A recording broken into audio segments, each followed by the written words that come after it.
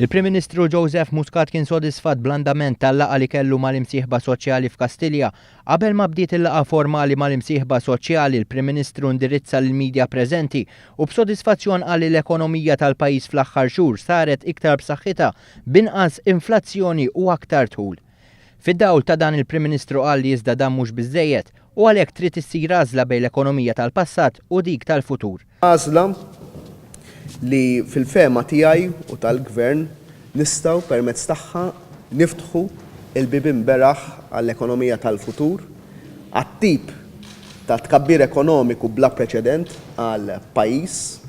Għalli pajjiżi barranin qed jaħsbu biex jimplementaw programmi simili għal dak li ħabbar il-Gvern Malti, il-Prim Ministru stqarr li permezz tal-iskema taċ-ċittadinanza se jkun qed jinfetaħ bieb ekonomiku ġdid li jfisser li jista' jsir investiment fil-Fond Nazzjonali Ekonomiku u Soċjali. Intant fl-ewwel reazzjonijiet tiegħu wara li spiċċat il-laqgħa l-Prim Ministru qal li jinsab sodisfatt li matul il-laqgħa ġew iċċarati diversi impressjonijiet żbaljati dwar il-programm.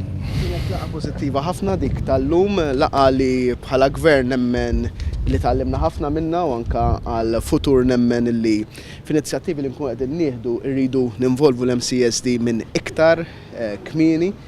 Kienet laqgħa li naħseb matula neħħejna ħafna mill-misconceptions li kien hemm min ipprova jiżra fih dan l-imsieħba soċjali.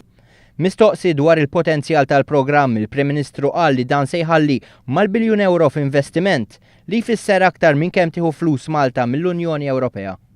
Huma ammonti kbar ħafna, madwar biljun euro, huma l-ekwivalenti jekk mhux iktar mill-flus li Malta daħħal fuq 7 snin minn fondi tal-Unjoni Ewropea u dawn il-flus aħna rridu nużawhom bl-akbar għal possibbli.